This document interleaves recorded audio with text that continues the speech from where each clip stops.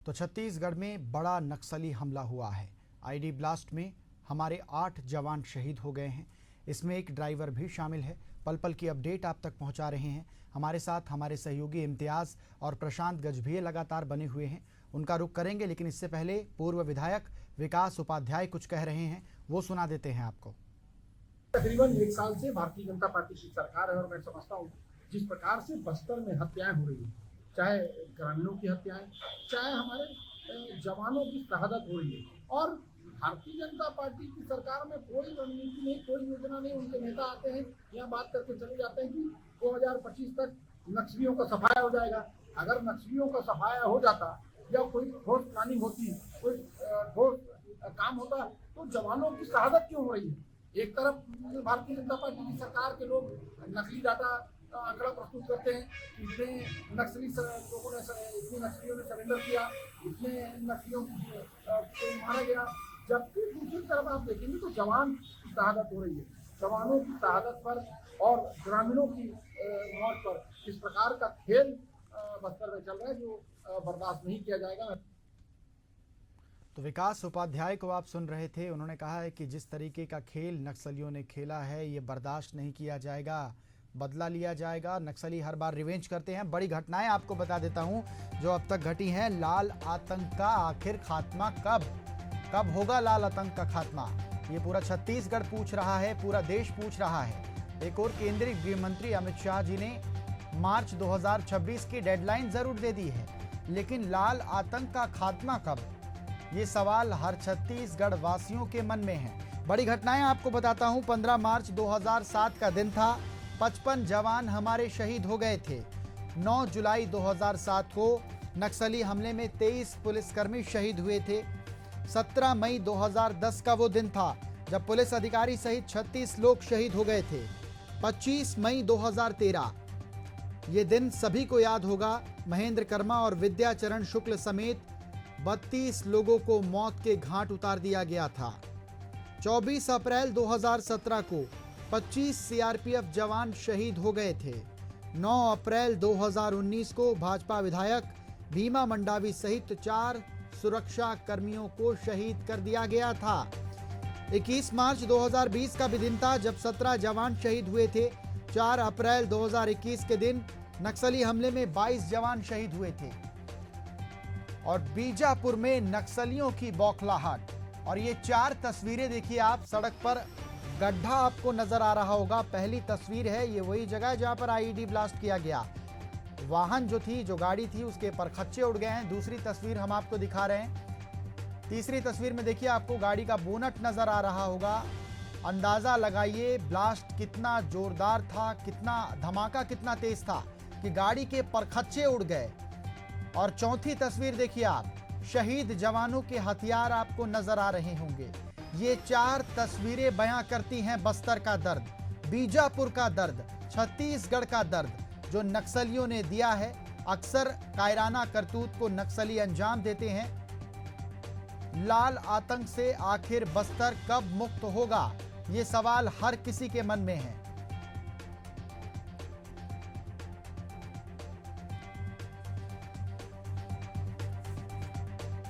तो ID blast में 8 जवान शहीद हुए हैं और उसमें एक ड्राइवर भी शामिल है।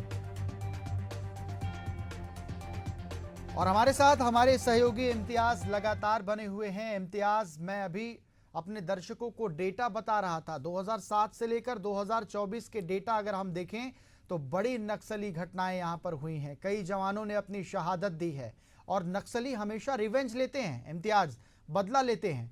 हमने 5 नक्सलियों को मारा था और बदला लेने की नीयत से उन्होंने हमारे जवानों को शहीद कर दिया।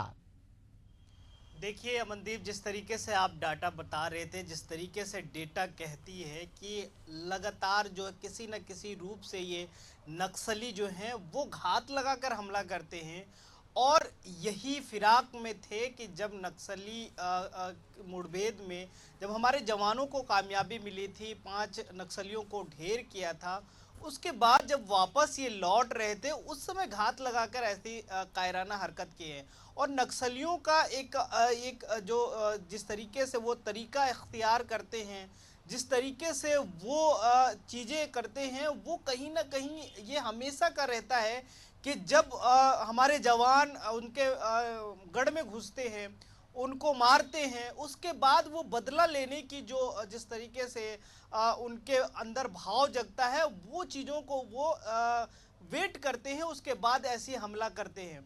जिस तरीके से सीएम विष्णुदेव साय ने ट्वीट करके संवेदना जताई है, जिस तरीके से उन्होंने कहा है कि जो ये नक्सल उन्मूलन अभियान चलाया जा रहा है, उसको और भी कड़ी मतलब और भी तेज किया जाएगा, और भी अच्छे से किया जाएगा। हम पीछे हटने वाले नहीं हैं। लेकिन कहीं ना कहीं अमन ये भी समझना होगा कि जिस तरीके से हमारे जवान उनके मांद में घुसते हैं, अंदर जाकर सर्च ऑपरेशन करते हैं, मुठभेड़ होती है, हमारे जवान को सफलता मिलती है, लेकिन ठीक उसी प्रकार ये भी सर्च करते हैं, रैकी करते हैं कि कौन जवान किस तरह से, जवानों की टुकड़ियां कहाँ जा रही है, जवान किधर सर्च ऑपरेशन पे जा रहे हैं। और ये आपको समझना होगा, बार बार ये भी चीज़ों को जानना होगा कि आखिर वो कितना प्री प्लान्ड होते हैं, कितने सालों के पहले वो चीज़ों को प्लांट करते हैं, उसके बाद कई साल बाद वो चीज़ों को उपयोग करते हैं। तो ये चीज़ें समझनी होगी, और इसको लेकर अगर ये चीज़ें टूट गई, ये कड़ियाँ अगर समाप्त हो गई, तो हम नक्सल उन्मूलन की ओर बढ़ सकते हैं। बस्तर से लाल आतंक का खात्मा हो सकता है। लेकिन जब तक इस तरीके से हमारे जवान की शहादत होती रहेगी, हम ये पुख्ता रूप से नहीं कह सकते अमन कि लाल आतंक का समाप्ति हो रही है या उस और बढ़ रहे हैं। ये जिस तरीके से आपने जुबानी जंग जो नेताओं की रहती है, हमारे जो सत्ता पक्ष है वो लगातार ये दावे करते हैं कि हम खात्मे की ओर हैं। वहीं जिस तरीके से आपने वो भी सुनाया, बयान सुनाया कि ये सत्ता पक्ष की खामियां है, नहीं ऐसा नहीं है, ये जवानों की जाबाजी है कि वो अपने जान को हथेली पर लेकर उनके गढ़ में घुसते हैं और उनको मार गिराते हैं। ये उनकी बहादुरी और उनकी हौसले को जितना सलाम किया जाए उतनी कम है, क्योंकि ये वही जवान हैं जो कहीं ना कहीं उनके गढ़ों में घुसकर मारते हैं। तो ये जवानों को और मजबूत करना पड़ेगा, जवानों को हौसला देना पड़ेगा, और उनको चाहे वो टेक्निकली रूप से हो, चाहे वो जिस तरीके से अभी ये कह ले इंटेलिजेंस की बात कही जा रही है, अगर इंटेलिजेंस तगड़ी रहेगी तो उसके बाद जो है जवानों को और भी सफलता मिल सकता है। तो कुल मिलाकर जो पिछले आंकड़े आपने बताया, या 2007 से लेकर या छत्तीसगढ़ का जब से निर्माण हुआ है उससे लेकर अभी तक के आंकड़े की बात करें, हालांकि हमारे जवानों को बड़ी कामयाबी भी मिली है। अगर पिछले साल की बात करें तो हमारे जवानों को एक बड़ी कामयाबी, जो 31-32 नक्सलियों को एक साथ मार गिराया था, उस पर भी सवाल खड़े हुए, उस पर भी विपक्ष जो है वो सवाल खड़ा किया।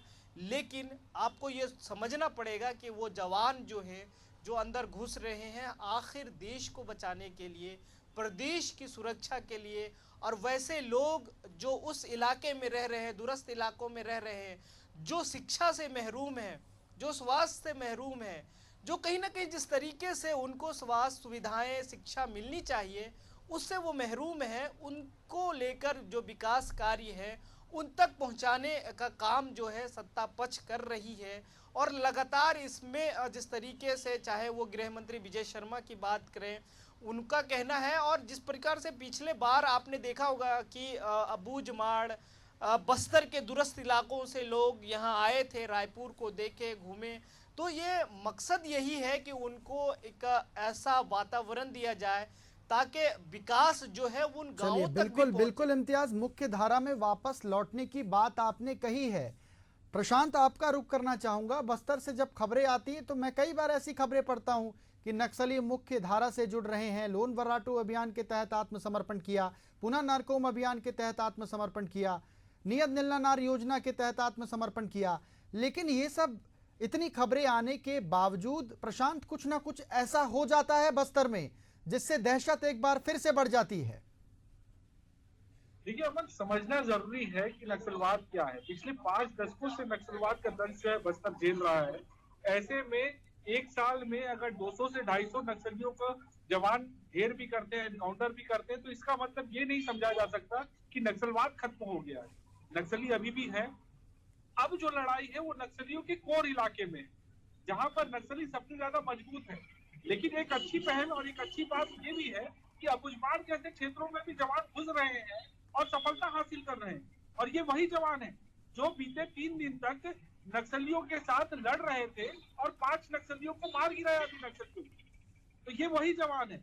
लेकिन जब वो वापस लौट रहे थे और एक छोटी सी चूक और एक छोटी सी गलती, क्योंकि हम शुरुआत से बता रहे हैं कि जवान 3 दिनों तक जंगल में थे, तो कहीं ना कहीं जवान थके हुए थे। यही वजह है कि उन्होंने वाहन का सहारा लिया।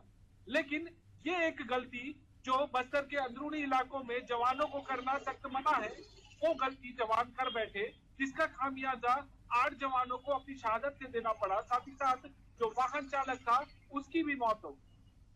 तो यहाँ पर जो बस्तर है, बस्तर का जो अंदरूनी क्षेत्र है, वहां पर पल पल जवानों के साथ मौत चलती है। जब वो सर्चिंग पर निकलते हैं तो कब किस ओर से कौन सा ब्लास्ट होगा या फिर कब किस ओर से नक्सलियों की गोली आएगी, ये कह पाना किसी भी तरीके से ये संभव ही नहीं हो पाता है। लेकिन जिस तरीके से एक कहावत है कि खुशी कब गम में बदल जाए, इसको कह पाना मुश्किल है।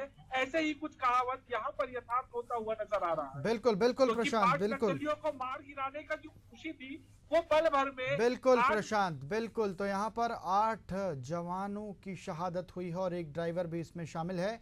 आप दोनों जुड़े हुए थे, तमाम जानकारियां आप दोनों ने साझा की।